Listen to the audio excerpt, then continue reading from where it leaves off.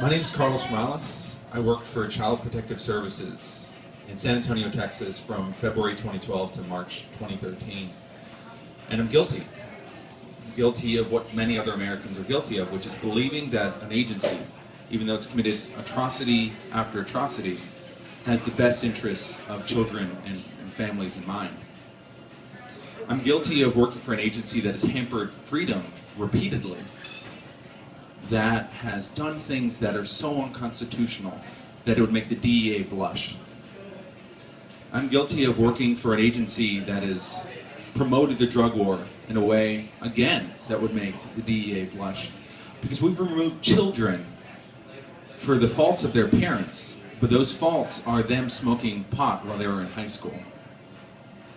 I'm guilty of working for an agency that has thrown children in foster homes, that has kidnapped children and thrown them in foster homes, where they are 6 times more likely to die than in abusive homes. I'm guilty of working for Child Protective Services. Within CPS, we hurt. We did not help. We did what Adolf Hitler always spoke of, which is to take control of children. Because by doing so, you take control of the future. Of course, following the Prussian system, the United States took over children first through public education, but now they do it through the state ownership of children, because within the United States, the parent does not own the child. The state does. Within Child Protective Services, there's always this claim that all the bad things that occur is because of a few bad apples, because of a few bad individuals. That's why they have a bad reputation. Not that the entire agency is based on the idea that it is important to remove children from their homes. It's based around the idea that you are guilty until proven innocent. We used force, not finesse, because that's all the state knows. That's all the state can do. It's kind of to take it back to me. In my first case, which was my best case, we went out to a home. When we got there were DEA agents swarmed around the house, and I could hear the DEA speaking badly about one of the parents. I saw the door. The door had been broken open. I got into the house, and there was this smell, this terrible smell, but I couldn't quite figure out what it was. The couches were flipped over, there were beer cans in the back, there was no electricity to knock out this terrible smell. I was it just stunk the entire house. I turned around the corner, and I saw another door that had been broken in, and I realized what the smell was. It was the shit of children, fecal matter, all on the walls, all on the floor. Because that's where the drug dealers were storing their drugs. In order to prevent people from coming in and stealing it, it was a way to prevent that.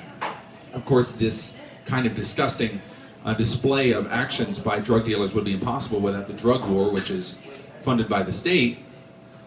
That's kind of outside the point. What occurred afterwards was I left the house and I heard a woman screaming. That woman was the mother. She was begging for her child. She was stating that it was because of a bad situation that they were in the home, that they had only been there for a few days.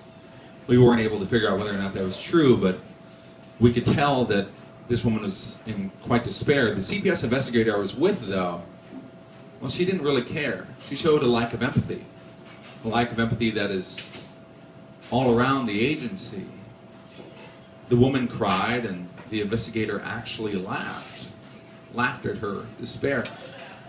I heard some other people speaking. They were running towards the house. They were the neighbors. They were family members. And they begged to be able to keep the children, to prevent them from going to the foster home. And even though supposedly Child Protective Services aims to keep families together, there wasn't even an attempt to check if these children should go with that family. They were yelling about how foster homes are places where children are routinely molested, drugged, and abused.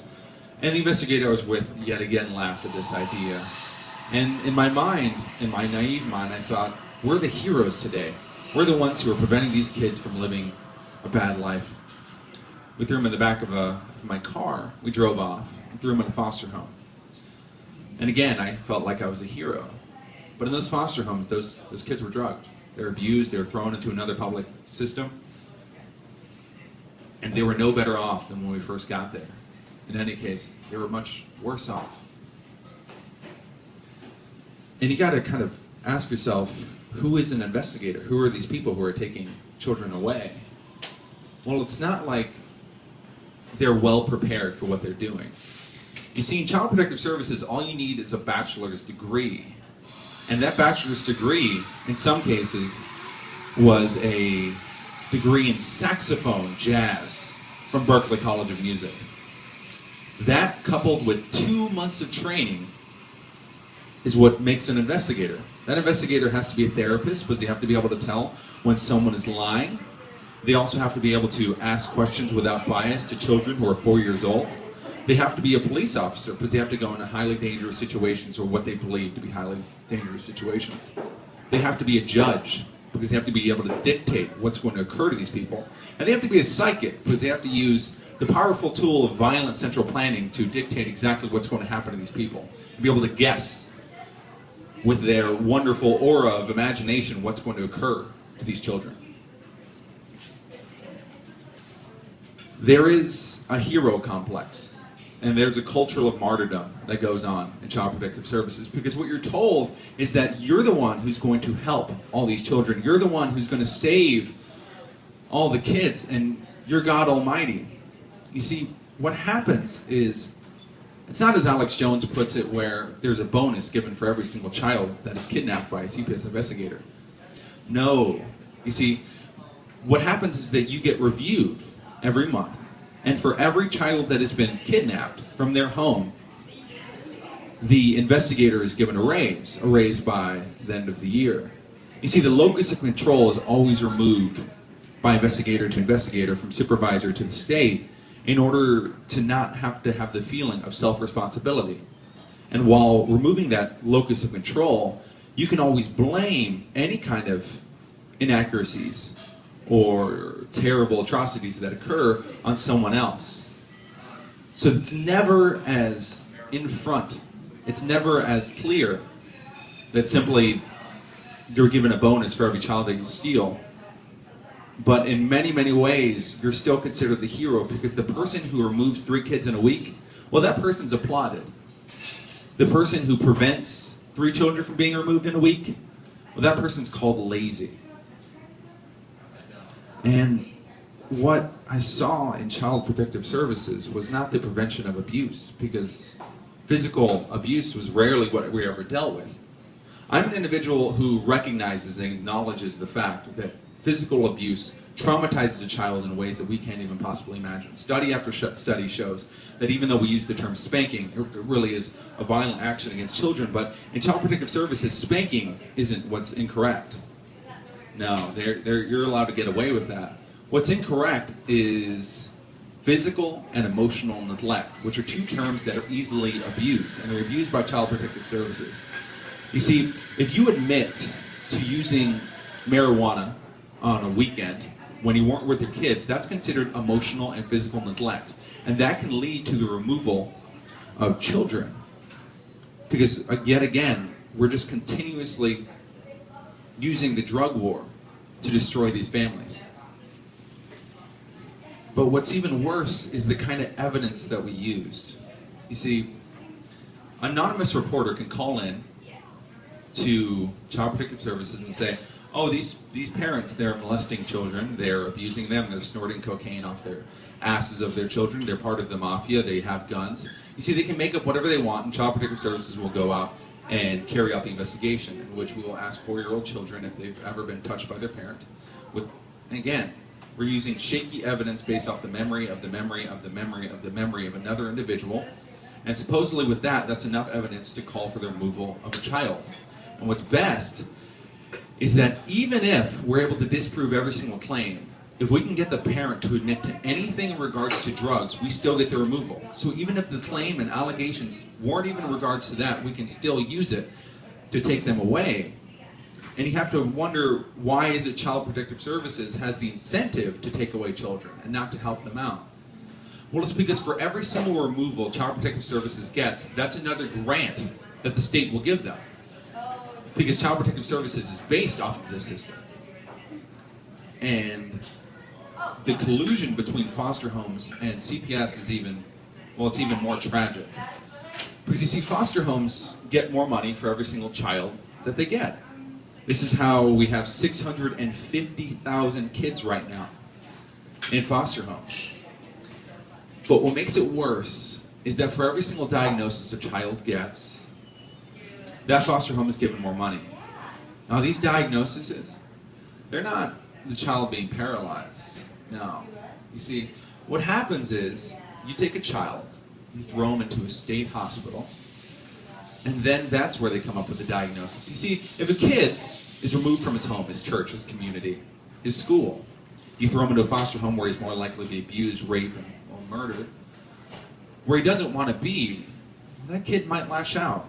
He might go against authority. He might not be able to pay attention to school. He might not be able to pay attention to the dictates of adults who he does not know. Well, it's not the situation that's wrong. It's not the social order that's wrong. No, it's that that kid is suffering from a mental illness that needs to be remedied through the use of drugs. You see, that kid, according to them, has oppositional defiant disorder, ADHD, manic depression, schizophrenia, and insomnia. Well, that's now several diagnoses that that child has, which means more money for the foster home. And this is how you get 80% of foster children being diagnosed with a mental disorder. 80%. And those children, on average, being in those foster homes for 2 years. These drugs, they're not light. There are 9 million children in the United States on antipsychotic medication. Medications with over 40 side effects. And there's no clinical tests on these kids because they consider that to be immoral. No. They make guinea pigs out of children. They make guinea pigs out of people in the midst of their development, at the worst points of their life. And what's even worse is when your child ends up in foster home, well, that's when you have to go to court. You see. But the issue is that the judge and the prosecutor are paid by the same people. And those people benefit from those children being removed. I've had judges check their email in the middle of court cases while a mother is crying. And I've seen judges laugh at these people because they think they're irresponsible or terrible because CPS stated so. It's so unconstitutional that it makes you kind of hurt because there's no jury. It's all the dictates of the judge. It can cost you hundreds of thousands of dollars to try to get out of a case. I was recently helping out someone who was in West Virginia, and it cost them $200,000 to try and disprove a claim that their child is being molested. And is there any kind of money given back to them? Well, of course not. Because this is a game to them. I've heard prosecutors, defense attorneys, and judges joking outside of courtrooms about the cases that they're involved in. So what you have to think about is, what do you do if Child Protective Services comes after you and your family? Because there's a good chance they can. We're all one call away, if you're a parent, from Child Protective Services coming after you. First off, if your child is in public schooling, get them out. But I mean, if you can't, what you have to do is let your child know about CPS, even if they're 5 years old. Which sounds daunting, it sounds terrible, but you see, because Child Protective Services and the state owns a child, they can come to a child at any point and ask them questions. And that's what builds their evidence. You see, as an investigator, I would go out to public schools, remove a child from the classroom that he might now already want to be in, throw them in a room, usually a dark room, where the child is scared, and there's a large Hispanic man who's asking him questions regarding sexual molestation by his parents. The child probably wants to leave. He probably wants to get out. And he might answer yes or no to questions that he does not understand. And what that child does not realize is that that yes or no is sealing his fate. That's why you need to let your child know about CPS, and to know that no matter what question they ask, tell them to tell the CPS investigator, I do not want to talk to you. No matter what, no matter how pushy they are, just simply state, I don't want to talk to you. Now, If you've gotten to that point, what occurs next is the CPS investigator coming to your home. Hello, my name is Dan. I'm from Child Protective Services. Can I please come into your home? This is where you state no. Although I'm not the biggest fan of the Constitution, you still have the Fourth Amendment, and occasionally it gets to be respected. A Child Protective Service investigator is not allowed into your home unless he has a warrant. And if it's an anonymous report, well, then he has nothing. He can't get a warrant. The actual amount of paperwork and judges and everyone else that he has to go through in order to get a warrant is incredibly daunting to an investigator who's probably bored and inefficient in their job because he's a state worker.